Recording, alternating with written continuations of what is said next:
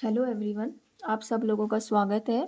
और जैसा कि आप जानते हैं कि पिछले लेक्चर में मैंने आप लोगों को लाप्लास ट्रांसफॉर्म के बारे में बताया था कि what is Laplace transform. So this is the basic and हमें पता होना चाहिए कि ये एक रियल वेरिएबल टी को किसी कॉम्प्लेक्स वेरिएबल पी में कन्वर्ट करता है और ये आगे चल के इंजीनियरिंग और आगे फर्दर मैथमेटिक्स में बहुत हेल्पफुल है।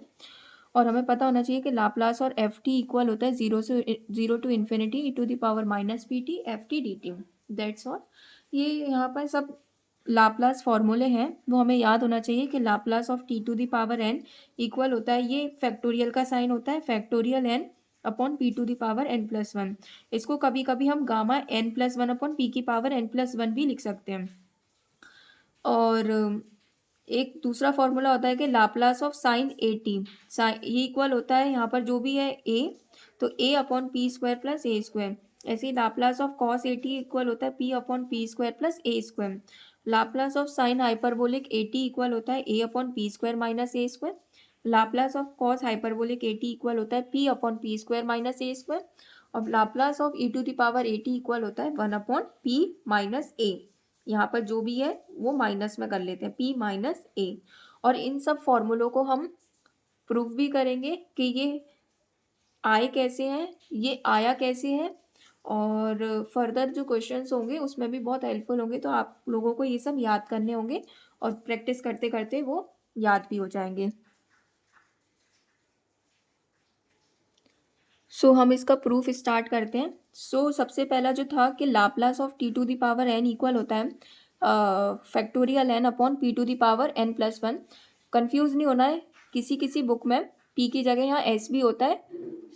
हम इसको स्टार्ट करते हैं। सबसे पहले हम क्या लिखेंगे, प्रूफ कैसे करेंगे स्टार्ट। सबसे पहले हम लिखेंगे कि वी नो दैट, हम जानते हैं, we know that by definition of Laplace transform. हम क्या जानते हैं, आप लोग मेरे संग इसको याद करें। Laplace of F T equal होता है zero to infinity e to the power minus P T F T D T. ये हमें याद होना चाहिए, इसको हम फर्स्ट इक्वेशन मान लेंगे। हमें प्रूफ क्या करना है कि Laplace of T to the power N ये इसके बराबर होता है। हमें पता है कि लाप्लास ऑफ एफ टी ये होता है। हम क्या करेंगे, टेकिंग, क्या लेंगे हम, हमें यहाँ एफ टी की जगह क्या चाहिए, T to the power N. तो हम एफ टी फंक्शन जो है टी का वो ले लेते हैं t to the power n, और इसको हम किस में रख देंगे, इन इक्वेशन फर्स्ट में। देन इक्वेशन फर्स्ट बिकम क्या बन जाएगी कि Laplace of T to the power N equal हो जाएगा zero to infinity, zero to infinity, फिर e to the power minus P t. अब एफ टी की जगह हमने क्या ले रखा है, टी की पावर एन, तो यहाँ लिख देंगे हम टी की पावर एन और डी टी, ये मल्टीप्लायर। अब हम जानते हैं कि अब इसको सॉल्व कैसे करेंगे। हम अपने 11th-12th में हमने इंटीग्रेशन पढ़ा है, उसकी हेल्प से ये क्या है, इंटीग्रेशन बाय पार्ट्स। तो हम जानते हैं with the help of I let property, inverse, log, algebraic,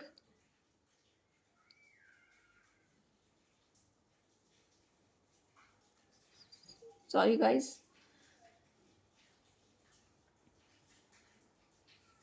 हाँ, तो आइलेट प्रॉपर्टी की मदद से हम क्या करेंगे, इसको हम चेंज कर देंगे। अब यहाँ पर ई जो है वो एक्सपोनेंशियल है, हमें याद रखना चाहिए कि कभी भी एक्सपोनेंशियल आए we will take it as the second function.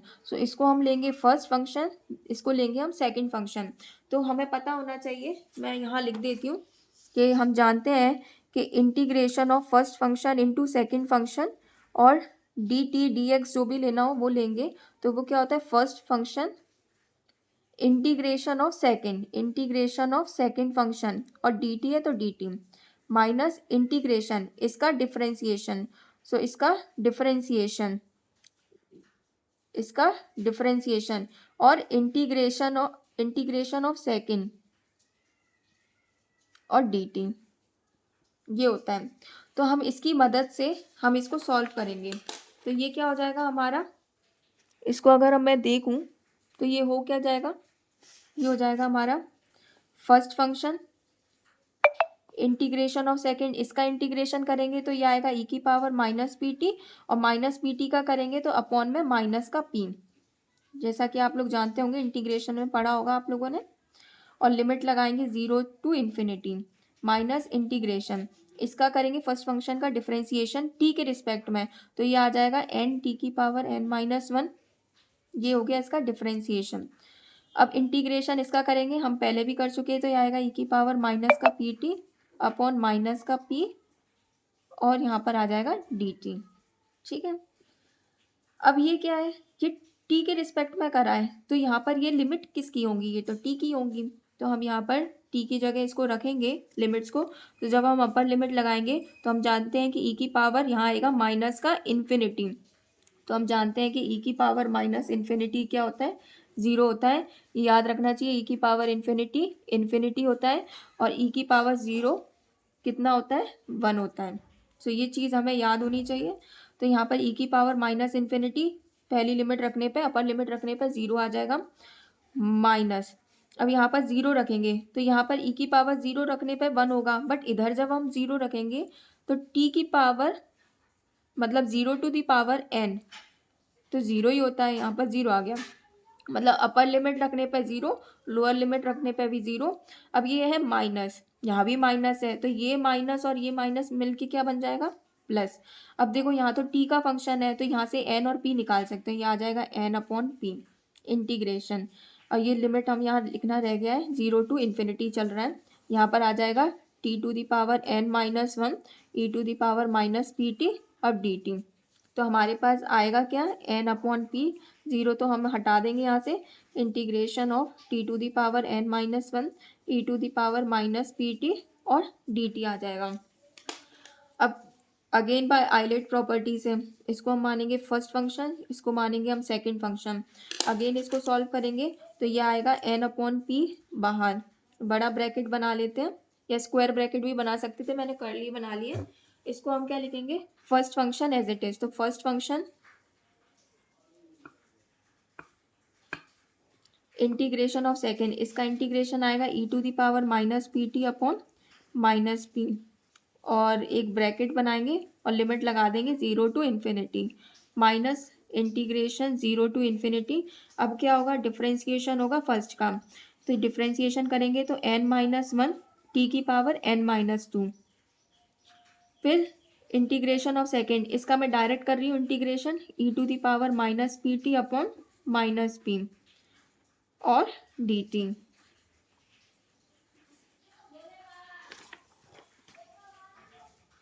Okay, so ये आ जाएगा एन अपॉन पी। कुछ चीज़ें इसमें अब डायरेक्ट भी कर लेनी चाहिए, क्योंकि हम एमएससी का पढ़ रहे हैं, तो हम कुछ कुछ चीज़ें डायरेक्ट भी समझेंगे। अब यहाँ पर जब हम ई की पावर यहाँ इन्फिनिटी रखेंगे तो हमारे कोई मतलब नहीं पड़ रहा है, लेकिन हम जब यहाँ रख रहे हैं e to the power minus infinity, तो ई की पावर माइनस इन्फिनिटी तो ज़ीरो होता है, तो यहाँ पर ज़ीरो आ गई अपर लिमिट रखने पे। अब हम लोअर लिमिट रखेंगे ज़ीरो, तो यहाँ पर टी की जगह ज़ीरो रखेंगे तो ये पूरा ही ज़ीरो हो जाएगा, ज़ीरो वापस ऐसे ही आ गया। अब ये देखिए यहाँ पर माइनस है, यहाँ भी माइनस है, तो माइनस माइनस मिलके हो जाएगा सबसे पहले प्लस, एन माइनस वन, और पी को हम बाहर निकाल सकते हैं क्योंकि ये टी पर डिपेंड ही नहीं कर रहा है, तो हम लिखेंगे एन माइनस वन बाहर, और अपॉन पी बाहर निकाल लिया, अंदर बच रहा है zero to infinity limit t to the power n minus two e to the power minus P t और डी टी बच रहा है। अब ये ज़ीरो को हम रिमूव कर देंगे तो ये बचेगा n upon p n minus one upon p zero to infinity t to the power n minus two e to the power minus P t D t. I hope आप लोगों को ये सब समझ में आ रहा होगा। हम इसको फर्दर सॉल्व करेंगे तो हम देखिए यहाँ पर n माइनस वन तक आ गया, यहाँ n माइनस टू है, तब ये चलता जाएगा। इसको अगर हम बार बार खोलेंगे तो फिर n minus two upon P आएगा, फिर n minus three upon P आएगा। कब तक चलता जाएगा, तब तक यहाँ से t खत्म नहीं हो जाता है, मतलब t की पावर ज़ीरो नहीं आ जाता है।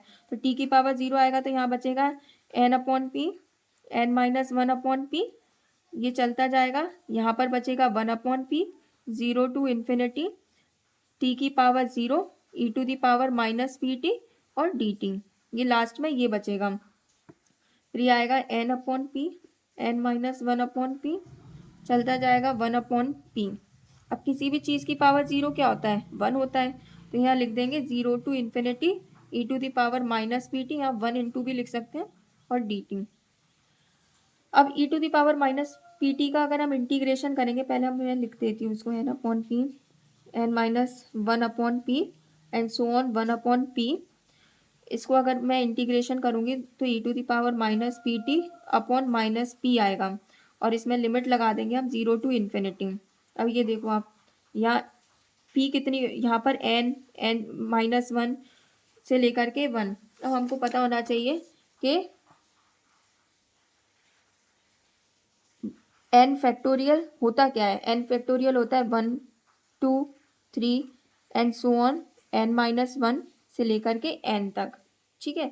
तो हम यहाँ देख रहे हैं, यहाँ लिखा है 1, यहाँ 2 भी होगा, 3 होगा, इस तरीके से एन माइनस वन और एन है, तो ये बेसिकली एन फैक्टोरियल हो गया। या तो आप इसको एन फैक्टोरियल ऐसे लिख लो, या फिर इसको ऐसे भी लिखते हैं, तो कंफ्यूज नहीं होना है, तो इसको हम लिख देंगे एन फैक्टोरियल।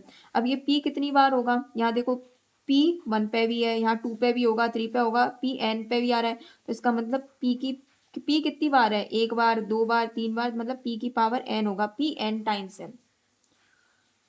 इसमें लिमिट लगाएंगे हम, यहाँ पर एक पी है माइनस का पी है ना, उसको अभी कुछ मत देखो, आप टी की लिमिट लगाओ।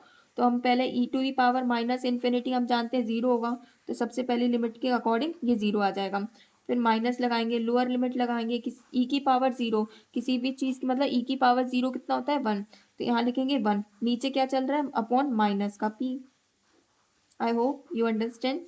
यह आ जाएगा फैक्टोरियल एन अपॉन पी की पावर एन बच रहा है यहाँ पर। अब देखो यहाँ से माइनस से ये माइनस कट जाएगा, या माइनस माइनस प्लस हो जाएगा, और इंटू वन अपॉन पी आ जाएगा फैक्टोरियल एन अपॉन पी की पावर एन इंटू पी की पावर 1 कितना हो जाएगा, पी की पावर एन प्लस 1। हम जानते हैं कि ए की पावर एम इंटू ए की पावर एन इक्वल होता है ए की पावर एम प्लस एन। इसी अकॉर्डिंग से पी की पावर एन इंटू पी की पावर 1 इक्वल आ जाएगा पी की पावर एन प्लस 1। यहाँ पर हम कह देंगे hence prove. Thanks for watching.